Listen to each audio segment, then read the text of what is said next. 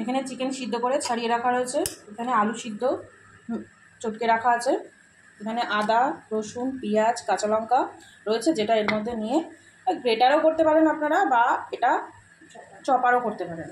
এখানে soya sauce লাগবে, chilli sauce লাগবে, টমেটো সস লাগবে।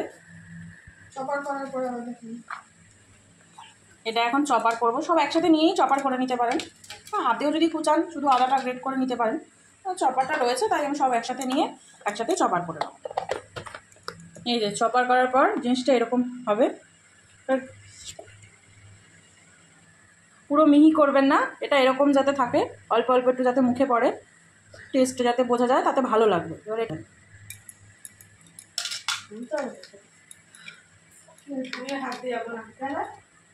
এই যে চপারের পর জিনিসটা এরকম পড়বে। সয়া সস 2 চামচ 3 চামচ, এবারে আপনারা আপনাদের কোয়ান্টিটি অনুযায়ী করবেন।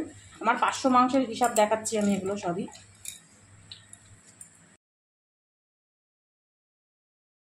টমেটো সস,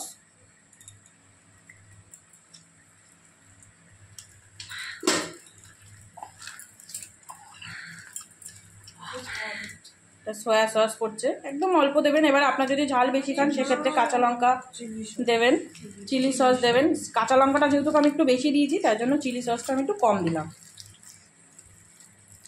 এরপর হচ্ছে কর্নফ্লাওয়ার 2-3 চামচ মতন দেবেন।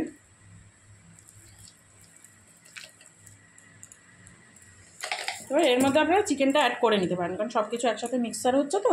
ময়দা দেবেন 3 চামচ।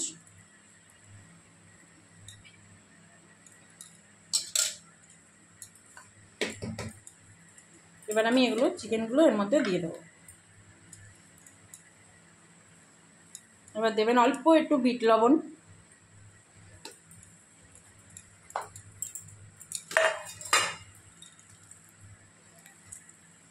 রেগুলার নুন দেবেন, যেহেতু আমি সিদ্ধের সময় নুন দিয়েছিলাম, সিদ্ধ হওয়ার সময়, তখন এখন একটু অল্প নুন দেবো। এবার একটু টেস্ট করে তখন পরে আবার নুন কম বেশি হলে তো আর কিছু করা যাবে না, ওই জন্য আগে থেকে একটু অল্প দিলাম।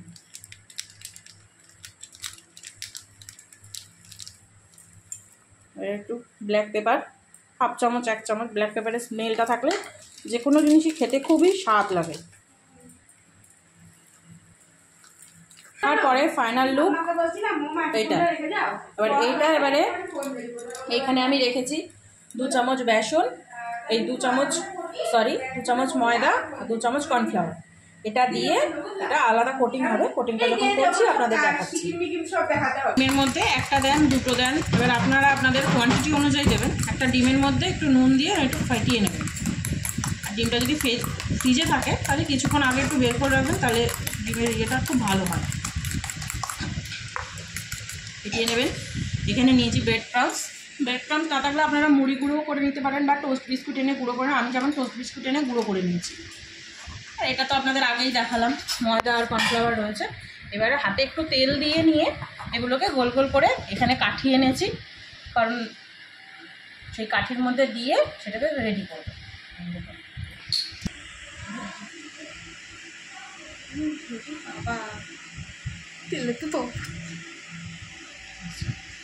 হাতে একটু তেল দিয়ে নেবেন, তাতে যাতে এটা না আটকে যায়।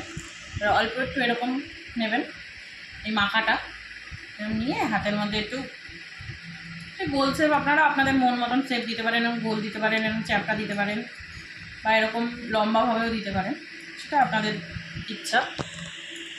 এরকমভাবে শেপ দেবেন, দিয়ে কর্নফ্লাওয়ার দেবেন।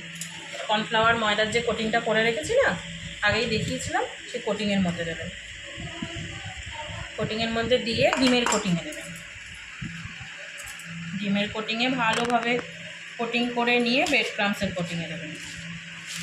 এবার আপনারা এই একটা কোটিংয়েও ভাজতে পারেন, বা এই ব্রেড ক্রাম্বসের কোটিংয়ে দেওয়ার পর আবার আপনারা ডিমের কোটিংয়ে দিয়ে, আমি যেটা করছি ডিমের কোটিংয়ে দিয়ে আবার এর কোটিংয়ে ব্রেড ক্রাম্বসের কোটিংয়ে দিয়ে, এবার আপনারা এরমভাবেও ভাজতে পারেন, বা আমি একটা কাঠির সাহায্যে ভাজছি, সেই কাঠিটাও আপনারা এরমভাবে দিয়ে এবার এই কাঠির ভেতরেও আপনারা শেপটা তৈরি করতে পারেন। আমি যেমন এরকম গোল গোল শেপ করছি, আপনারা এটাকে চ্যাপটাও করে নিতে পারেন, আপনাদের ইচ্ছা মতন। দিয়ে দেখুন আমি 3টে রেডি করেছি। এই যে আমি আমাদের 4 জন, তাই 4 জনের এটা 4 রকম করেছি, আর এরকম গোল গোল 4টে করেছি। এবার আপনাদের মেম্বার অনুযায়ী করবেন। আমরা যেহেতু দুটো দুটো খাবো ওই জন্য 4টে 4টে করেছি। এখানে আমি ওগুলো রেডি করতে করতে তেলটা গরম বসিয়ে দিয়েছিলাম, কারণ ওগুলোতে একদম লো টু মিডিয়াম বা একদম লো ফ্লেমেও আপনারা করতে পারেন। আমি তো একদম লো ফ্লেমেই করব। এই যে একদম লোতে দিয়ে দিয়েছি গ্যাসটা। এবারে আমি একটা একটা করে এগুলো ছাড়বো। একদম লোতে দিয়েই করবেন, তাতে ভিতরের কোটিং বা ভিতরের যে পুরটা রয়েছে সেটা একদম ভালোভাবে ফ্রাই হয়ে যাবে। আমি 3টে করেই দিচ্ছি, কারণ কড়াটা তো আমি ছোটো নিয়েছি। এখন কিছু নাড়াচাড়ার দরকার নেই, একটা পিঠ হোক, তারপরে উল্টে দেবো। আমার এক পিঠ ভাজা হয়ে গেছে, উল্টে দিয়েছি, দেখুন কালারটা এরকম এসছে। এগুলো একটু কড়া ভাজা খেতেই ভালো লাগে, তাই কড়া কড়া করেছি। এবার যদি কেউ হালকা ভাজা খেতে চান তাহলে তার আগে উল্টে দেবেন, তবে কড়া ভাজা হলে এগুলো বেস্ট লাগে। এদিকে তো স্ন্যাক্স তৈরি হচ্ছে, এদিকে চাও বসেছে। স্ন্যাক্সের সাথে একটু চা না খেলে তো সন্ধেবেলাটা ঠিক জমে না। গোল গোলগুলো ছাড়া হচ্ছে, এর বায়না রয়ে ছাড়বে, তাই বায়না মেটানো হচ্ছে। 4টে ছেড়ে, হ্যাঁ 4টেই ছেড়ে দেবে একবারে।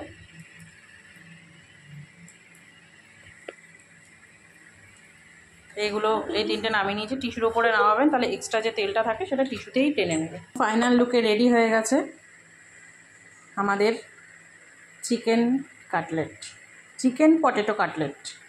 সাথে চাও রেডি, চাও ফুটছে, চাও নামাবো। চলুন তাহলে এবারে খাওয়া যাক। চলুন তাহলে আমাদের সন্ধ্যের চা স্ন্যাক্স সব রেডি হয়ে গেছে, এবারে আমরা খাওয়া দাওয়া করি। মেন অর্ডার হচ্ছে এনার, যেটা করে খাওয়াতে হবে, তাই সাথে ইনি বনু আছেন এনার, ঠিক আছে। ওটা এরকম এসছে।